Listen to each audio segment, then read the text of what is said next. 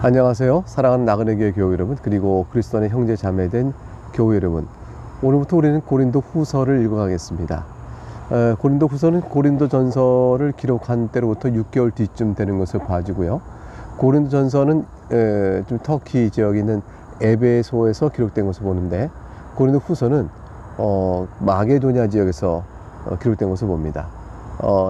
지난번에 말씀드린 것처럼 고린도 전서에서 말씀드린 것처럼 터키 지역과 그리스 지역은 에게해라는 바다를 두고 서로 마주보고 있습니다.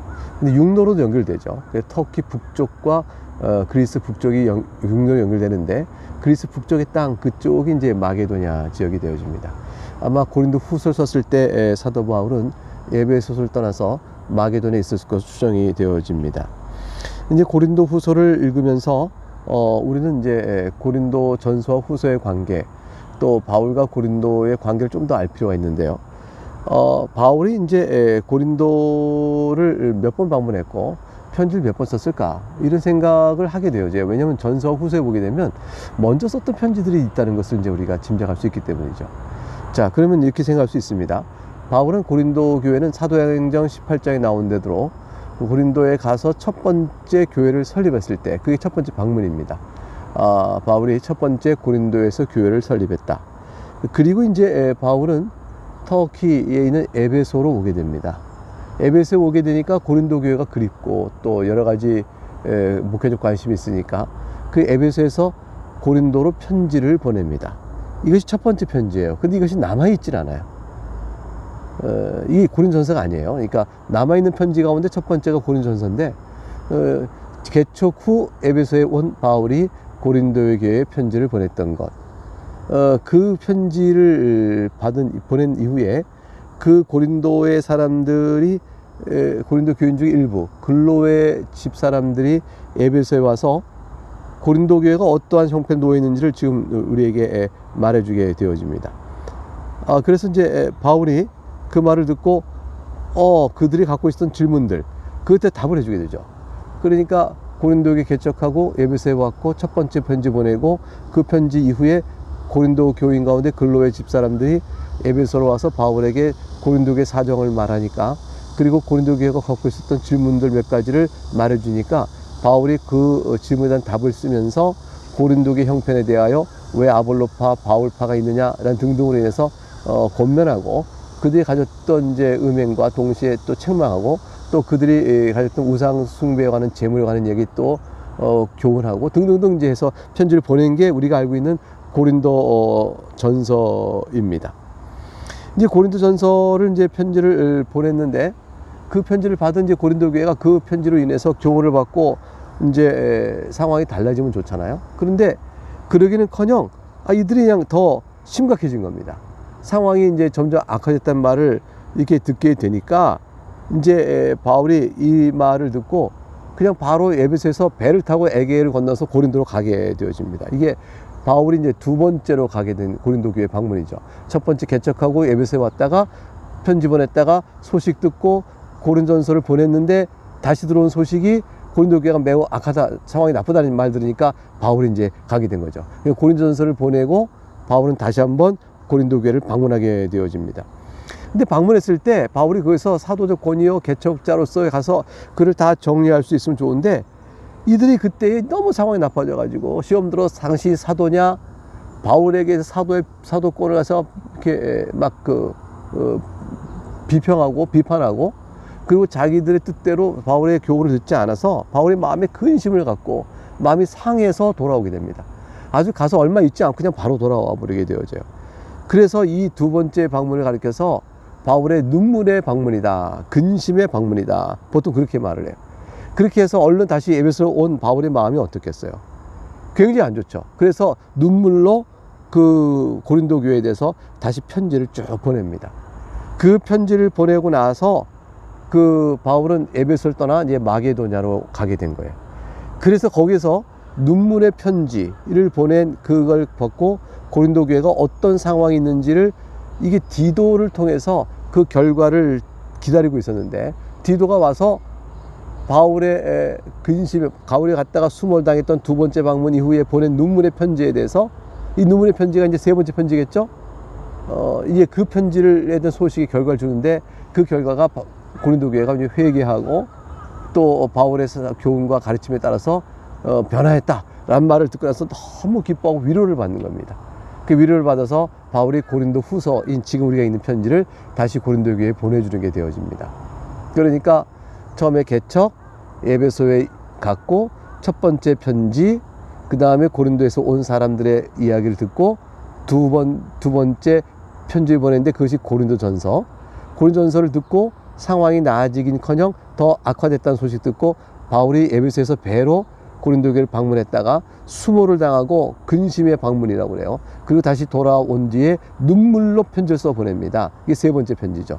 눈물로 편지를 보낸 다음 그 결과를 마게도냐에서 듣게 되고 편지를 다시 네 번째 쓰는데 그게 고린도 후서, 오늘부터 우리가 읽게 될 편지가 되겠습니다.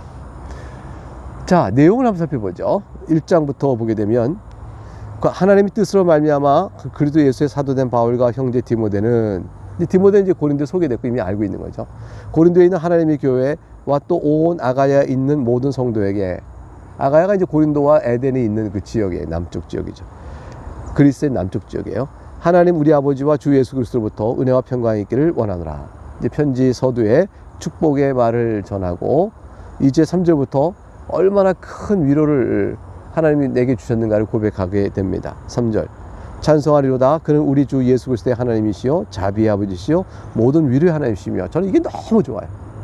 찬송하리로다. 우리 주 예수 그리스도의 아버지시요 자비의 아버지시요 모든 위로의 하나님이시요.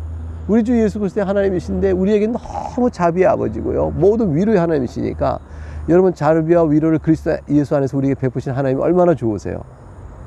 사도 바울도 그 하나님을 우리가 똑같이 감사하고 있습니다. 저는 이 사도 바울의 감사에 아멘으로 참석하기 함께 갑니다. 여러분도 그러실 수 있기를 바라요.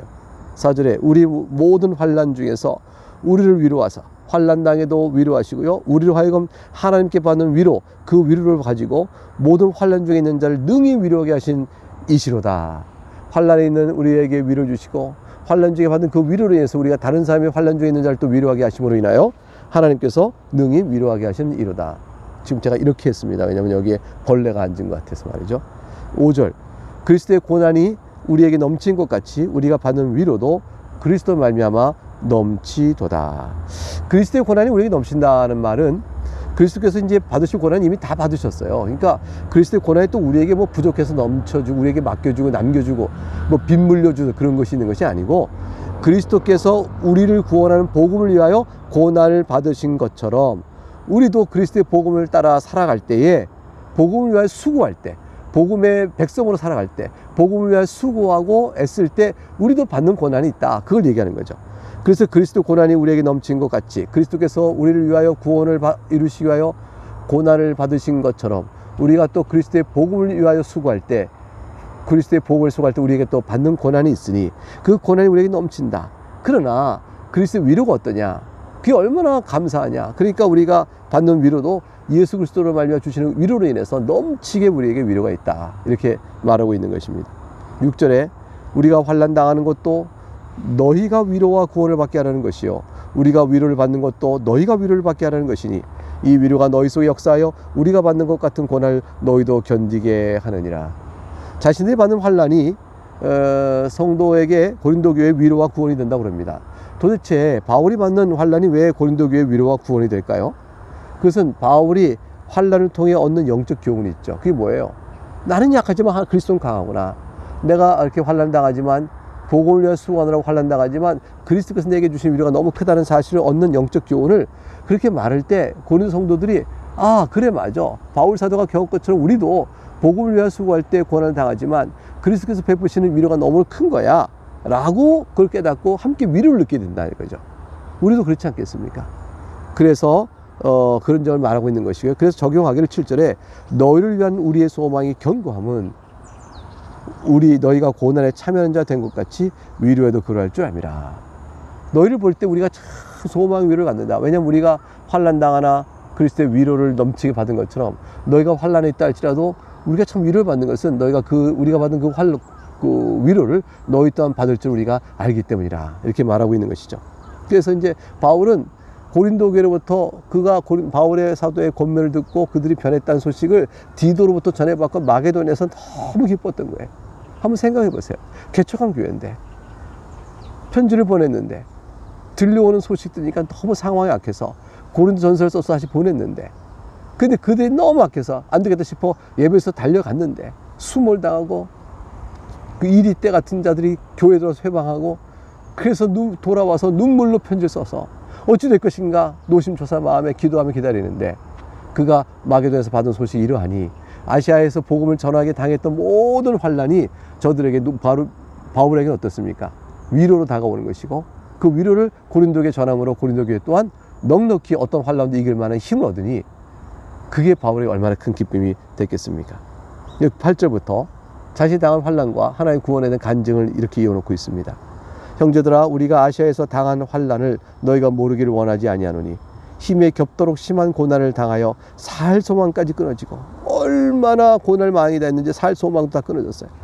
이제 9절에 우리 자신이 사형 선고를 받았구나 하고 알았는데, 이런 모든 상황을 다 하시는 하나님께서 우리에게 왜 그런 일을 주신지 않느냐. 이것이 참, 이게 은혜의 말씀이죠. 우리로 자기를 의지하지 말고 오직 죽은 자를 다시 살리시는 하나님만 의지하게 하십니다.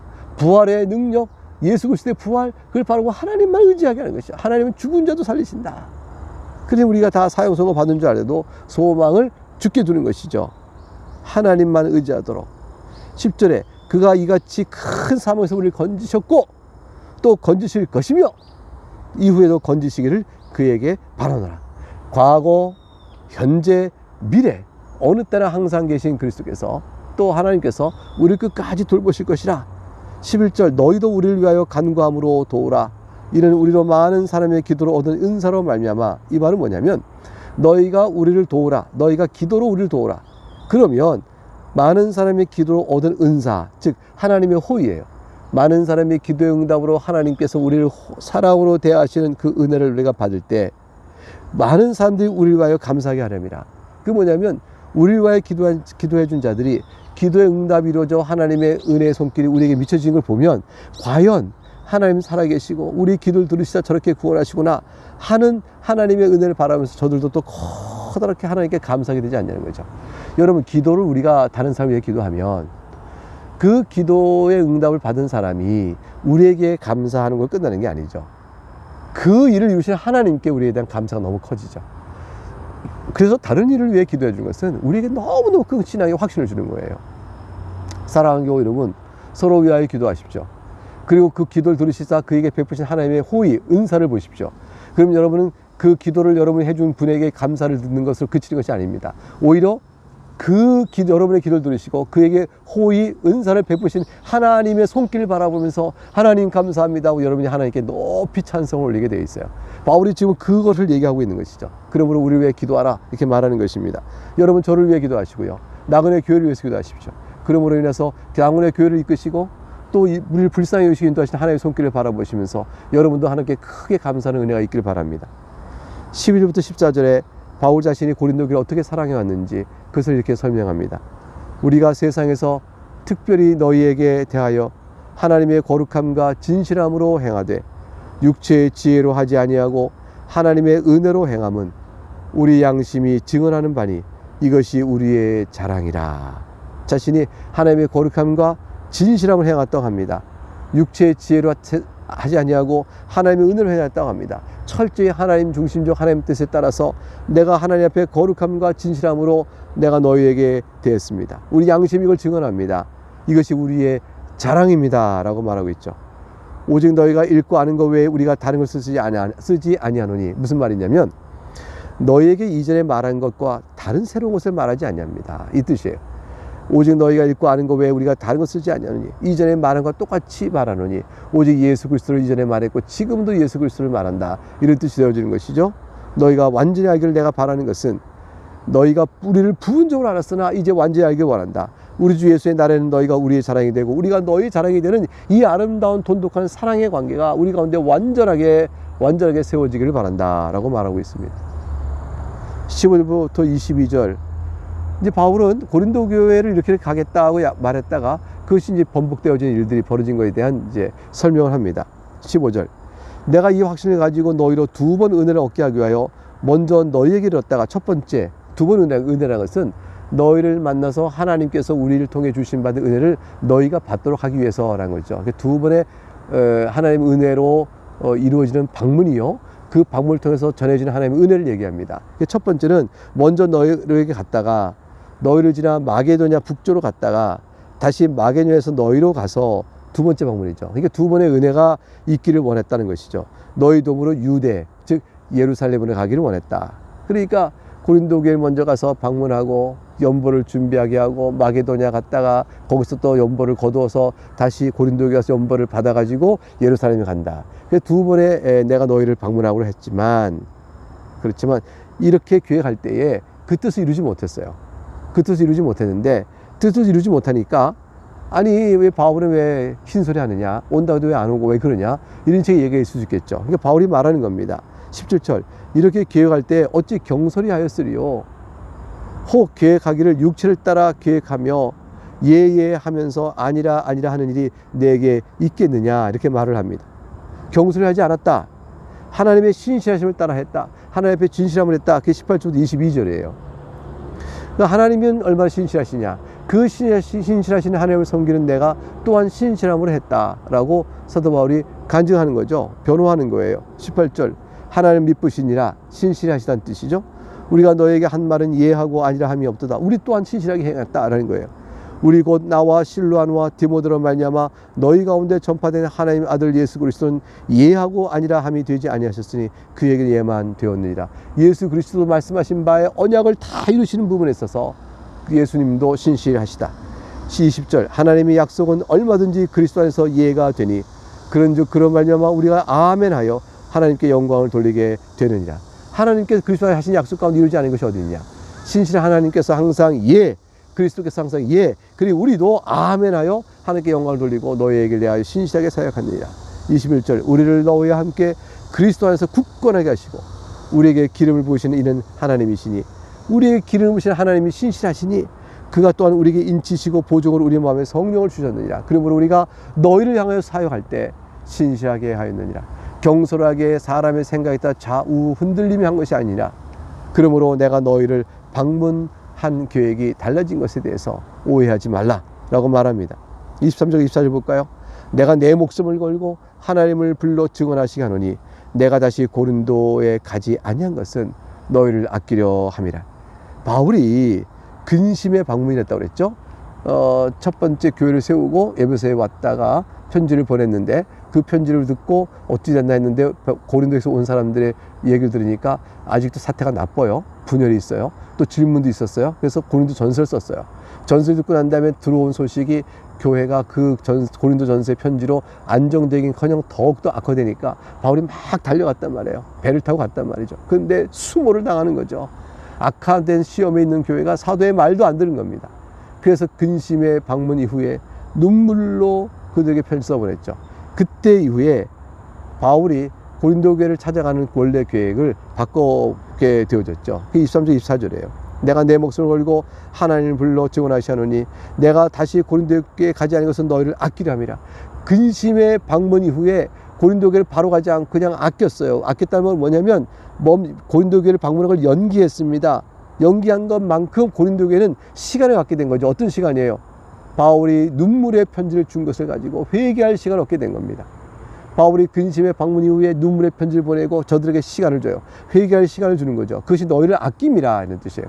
내가 너희를 아껴 바로가 징계하고 징벌하지 아니하고 이와 같이 눈물의 편지로 너에게 회개할 기회를 주어 너희를 아끼려 한 것이니 과연 너희가 내가 지금 마게도냐 들을 때 너희가 회개하고 내 말을 듣고 돌겠다니 내가 너무 기쁘다, 그 얘기를 하고 있는 거죠. 그래서 24절 중요한 목회적 원리가 나옵니다. 우리가 너희 믿음을 주관하려 한 것이 아니요 오직 너희 기쁨을 돕는 자가 되려 함이니 이는 너희가 믿음에 섰습니다. 사랑하는 교육 여러분, 교우 여러분, 사역자는, 말씀 사역자는 성도에게 신앙을 가르치는 자입니다. 그러나 성도의 신앙을 주관하고 다스리지 못합니다. 여러분이 개인의 양심에 따라서 배운 바에 따라 여러분의 신앙에 대한 책임을 져야 돼요. 물론 바울이 징계하듯 목회자가 징계하고 당회가 징계할 수 있습니다. 그래서 징계도 여러분의 신앙을 주관함이 아니요 여러분의 신앙의 양심을 일깨워 여러분이 스스로 신앙의 책임을 질 수 있도록 하기 위한 돕는 일인 것이에요. 베드로전서 5장 3절에 맡기온 자들에게 주장하는 자세를 가지 말고 오직 약물이 본이 되라 했으니 세속적 권력이 군림하듯 교회 영적 권세가 또는 그 가르치는 목회적 권세가 당회적 권세가 군림하는 것은 아니죠.